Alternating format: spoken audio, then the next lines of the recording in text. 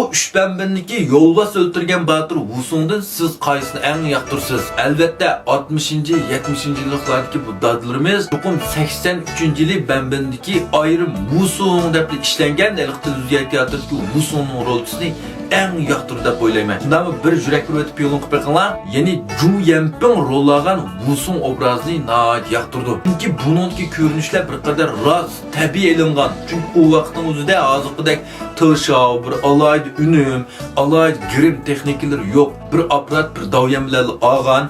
Asasen ko'rinishlarni tabiiy rost olgan. Gerçi bu vaqtdagi televizorlar rangsiz olsa bizga nayt yaxshi bir tuyg'ularni ato qilgan. Shuning uchun bu Ju Yanping degan bu artistmi bu rolni to'liq tushunib turib, mash rolning ichiga kirib turib, zodi asli Wusong degan qanday qildiki, eli kiyim-kechak buniki bo'libmi eng kaga yeri mana Yang Shensi. Eli ochiq kelgan, qopoq turgan yerlar qarab beqinglar. Yang Shensi nima chiroy ifodasi ko'zini ajoyib voyaga yetkazayotgan-chu. Eli qarsangli adanning qo'qqisi kelganda qopoq turib, ko'zdan chiqqan eli qahr g'azab o'ti haqiqatan voyaga yetkazayotgan. Ham bu yerdagi Wusong obrazini tunji qatim yaratib keyingilar uchun bir yo'l hozirlab berganda, keyingilar uchun bir darslikda bu Wusong manda qarab ishlabdi. Men manda qarab qolsak o'g'dak, manda chiqibdi deydiganlar. Mana shu vaqtga qulg'un to'lg'aydigan rangsiz televizorda ko'rgan bo'lsakmi, naq ismimiz qolgan turib, shamol shar shurt qilib ko'rinish yo'qolib ketadi. Pat-pat antenasini to'lg'ab qo'ymsak chiqmaydi texim.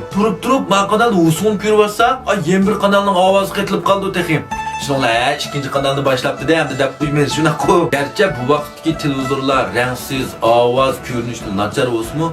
Bu filmni hakikaten yaxşı işlengen, Wusong obrazını yaxşı yaratkan değişik oldu. Hem de Balinho, Manguşa, Jolinho'lar qarsa biz 98 yıl işlengen Kon Subidan namlı filmdeki Ding Haifeng obrazıdaki Wusong'ni bekerek yaktırmız. Hem de bu vakitte hem de tığışav ünümdeyimiz var, renklikteyimiz, suratga elişteyimiz derecede bir kadar terakki qilgan vaqt qaraganda xeyli zo'r farq bor.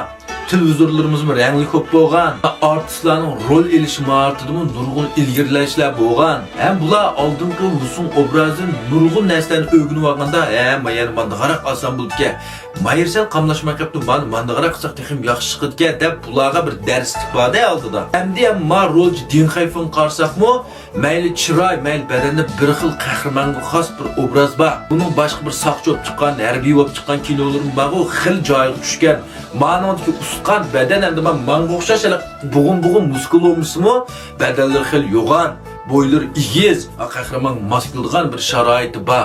Bu Wusong obrazini yaratishdan burun maxsus dungzo degan shu gumpa muskul chiqarish mashqini qildiganni akilib, natjoy mashq qilib, ammo badan mashqi, gumpa mashqini qilib, anundan keyin yaratgan ma obrazni. Uning ustiga bu Kon Subidat Wusongning bizning ismimizdan chiqmaydigan muhim bir yordamchisi bor. Ya'ni Panjilyan. Shunaqmi? Ma Panjilyan obrazini tarixdan eng voyaga yetib ketgan. Shunchalik darajada bir yaratayotgan obraz o'g'ashqa, ya'ni Wusongning hikoyasiga Ma Panjilyanning yordamchisi bo'lib, texim yuksak ballaga yaratib, hech kimning esidan chiqmaydigan, hatto nechinchi qismda Wusong chiqadiganligini bilsam-ku deyman nurg'unlar, pinglin qilib beqinglar. Shuning uchun ma Wusongning obrazini nurg'unlarga bak yoqdi, ham bak qaltis deb qaraydi. Shaxsan menmi 98 yildan beri Wusong obrazini eng yaxshi yaratilgan deb qarayman. Endi ma 2011 yil ishlangan Yangi Subidan nomli filmdagi Qinlong obraz yaratgan bu Wusong obraziga kelsak, endi buni Jolibi Haydoban Wusong deb qo'ydima grimlar eliq taqib olgan narsalar. Endi bu menga bak yarab ketmagan Yangi Subidan bak to'liq ko'rib boqmaganman. Lekin men qilgan Sichin pingular qarsam, men Linin Xo'ning ballari bak yoqtirdi-ku buni. Bularning nazarida mas yengisi bak yaxshi ishlangan-ku. Shuning uchun bularning dunyo qarshi kino qarshida mas yaxshi ishlangan o'xshaydi deb o'yladim. Lekin endi men ko'rib qilib qarsam, buningda asosliq shu hozirgi zamon surat kelish texnikasi Tışav, alaydunim, xo'chilik, unim qatorliqlardan foydalaniblar bir voyaga yetkazgan. Amaliy rostchilik, chinlik kam bo'lib qolgan deb o'ylayman. Uning ma Qinlongniki mayli badan bo'yining egizligi, ma tamballigi yoki chiroy gibi jasarati hech qaysi oldingi ikkisiga qat'iy yetmagan. Eng muhimi Jangmishni dumbalga yerini ko'rib beqinglar. Kon Subidan Jangmishni dumbalga yerga nati jingan intayin qaltis qayt ko'z ko'gis qildim. Ma yengisida endi Bizning maktab bolaları mushlashqanchilikmi tuzuk, mushlashanmay qolibdi-chu. Hammasi ash yaqinlarlikdan tatib qilib başlaq. To'shavlarni chiqarib aytibdi. Shuning uchunlar ko'nglim kamidayman. Buning ay yanshonlarimi tazbek surlik, menda jasur bir xil emas.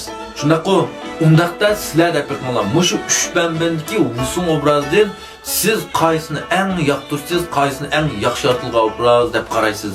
Wusunni nayt yoqtirdigan, Wusun obraziga intayin qiziqadigan do'stlar, Wusunning 20 necha minutlik to'liq tahlillik filmini ostidagi qaytinchi davdiga ulanmaga esib qo'ydim. Gwanju qo'ygandan keyin faqat 1 ko'y 3 mo degan pulga ostidagi ulanmani setib olib, menga anglasanglar bo'ldi. Rahmat.